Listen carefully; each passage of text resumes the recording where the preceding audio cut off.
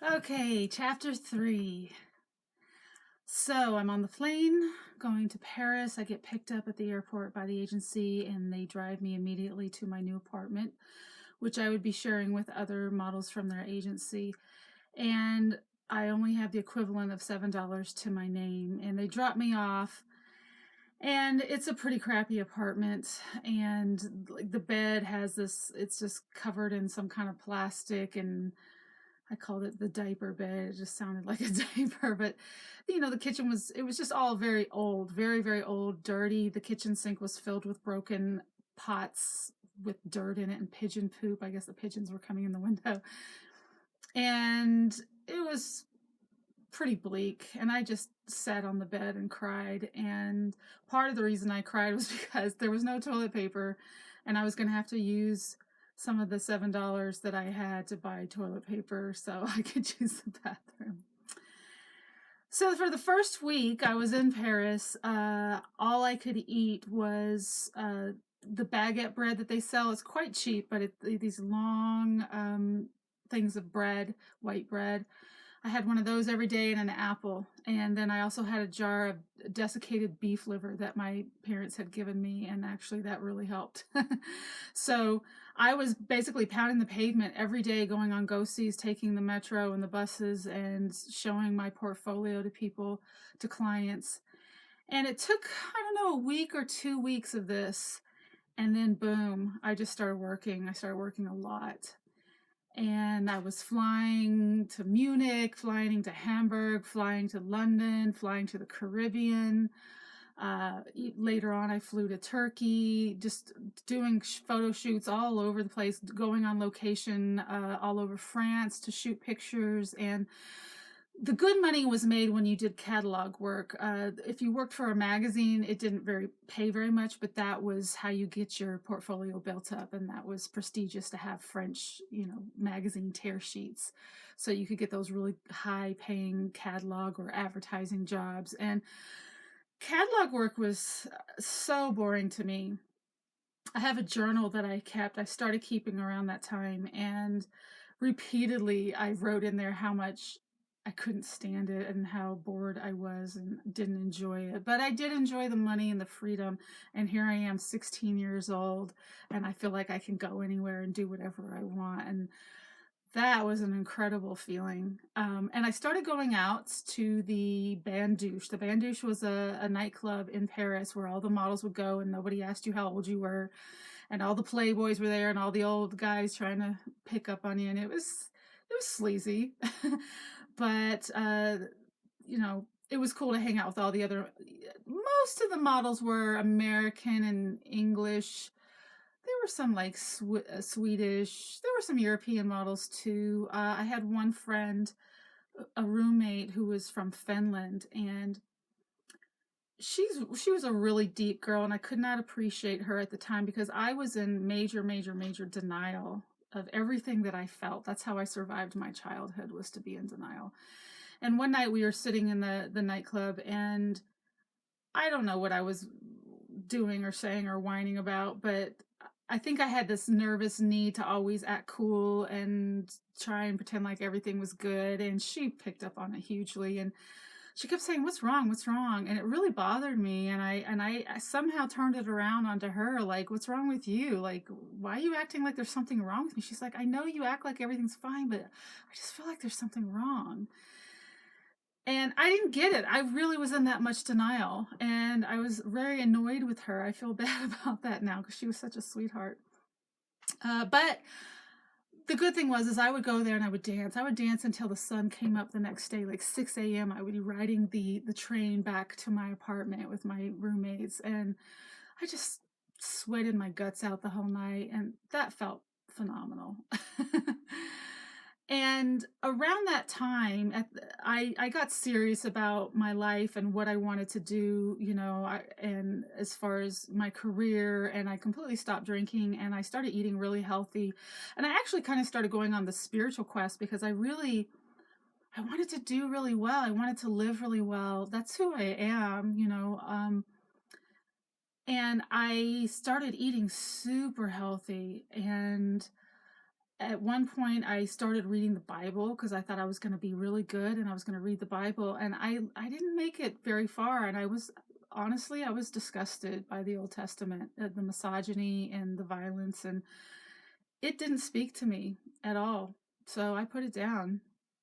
Uh, and then with my diet, I was eating so immaculately, and I thought I should be feeling amazing. I should be like Superwoman now, because my diet is so clean and pure. And I just felt okay. And I didn't understand why that was. And I also, I had a fear in me because when I lived at home with my family, I had every single month, I had period cramps that were so bad. It felt like someone stuck a knife in my gut and twisted it.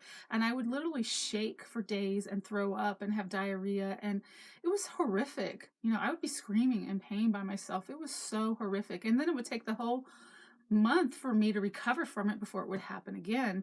And I was always left alone. My mom never comforted me when I was going through this, and they wouldn't give me painkillers because of their beliefs. And to be honest, even though that's cruel, I mean, I couldn't do that to my own kid, but at the same time, it really forced me to start trying to find answers and solutions outside of just numbing the pain. And that will, in future chapters, you'll hear about that. But I was really afraid of having to go back home and having that happen. And the interesting thing is the whole time I was in Italy, I never had those cramps. So it wasn't a problem, but I didn't make the correlation. I was just still afraid of it happening. So that was another thing that wanted me to just really get healthy. Like, I just don't want to go through that again. So I started looking for answers, and before I get into that story, at the same time when I was going out to the Bandouche, the nightclub, I had a fellow model friend who was with my agency that I was out at the club with one night, and I'd been hearing about this guy, Joe, for weeks. She's been obsessing over this guy, Joe.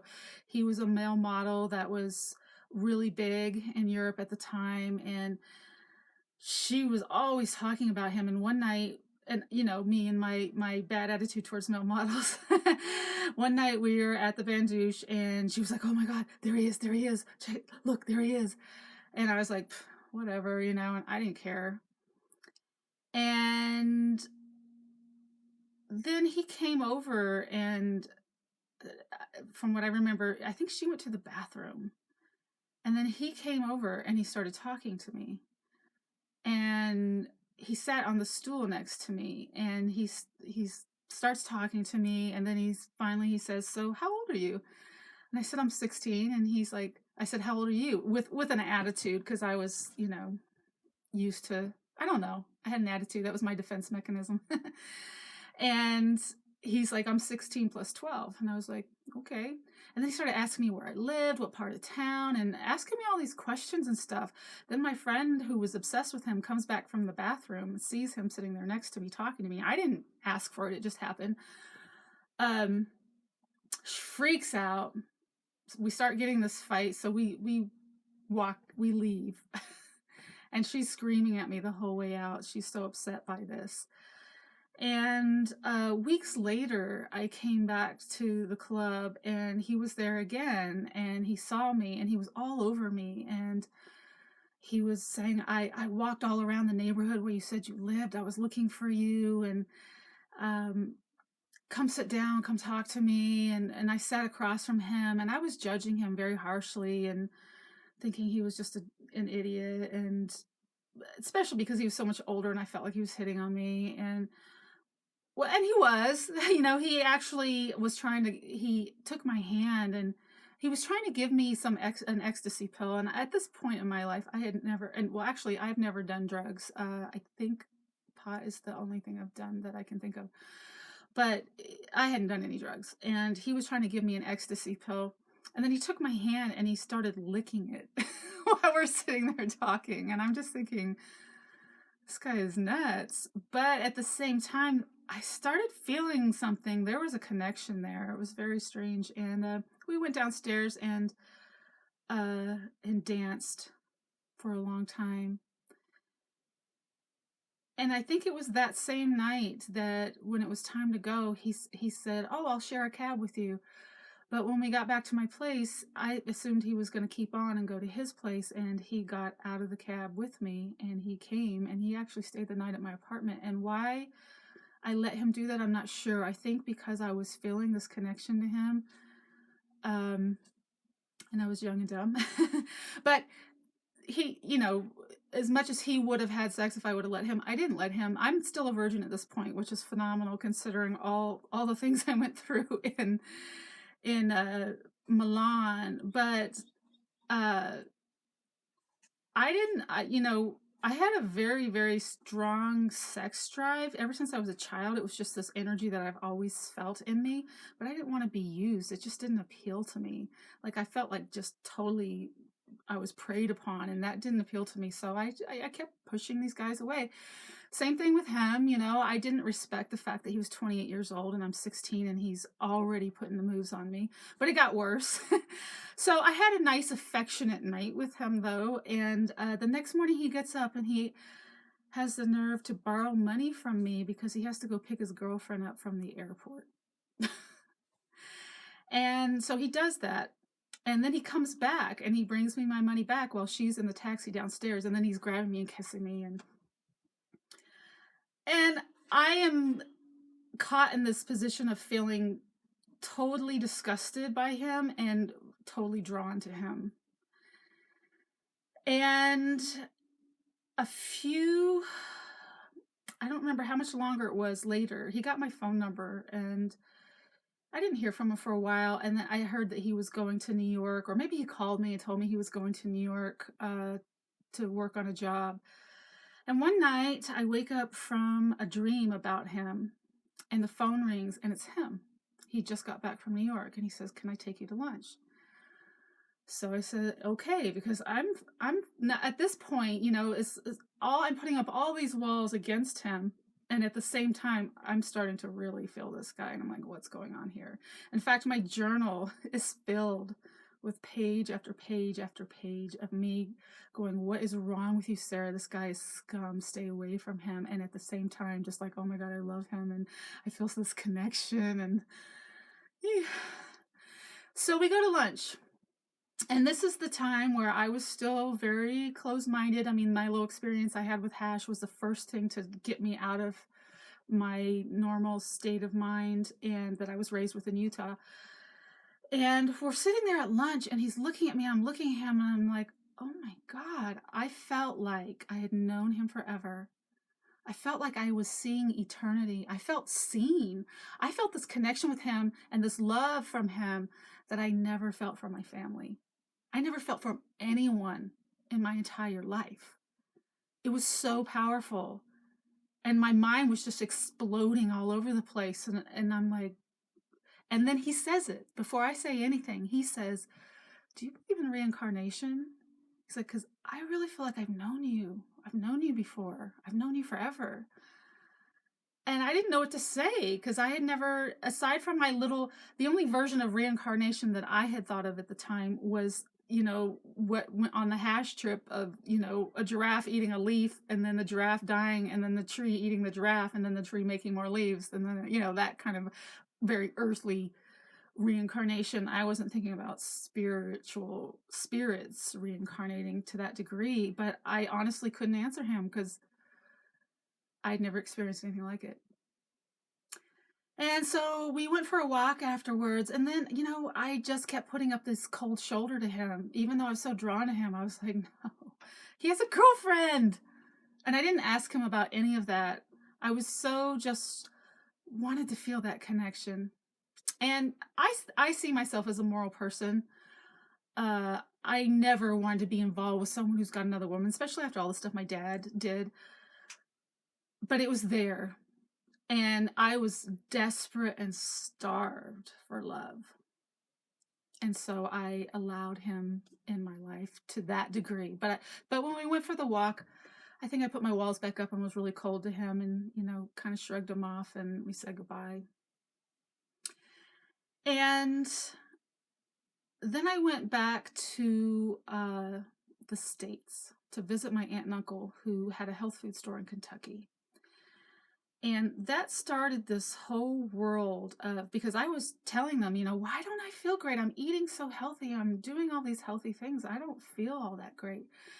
And my uncle gives me this book written by a guy named Arnold Ehret about fruitarianism and how the only food that man is meant to eat is fruits and nuts. And it was all about fasting and fruitarianism. And when I read it, I was like, that's got to be it. That's got to be the answer. That's why I don't feel great. I'm going to start fasting and I'm going to start being a fruitarian. That was the decision I made when I visited them. So stay tuned for chapter 4 of my adventures in fruitarianism and more of Joe.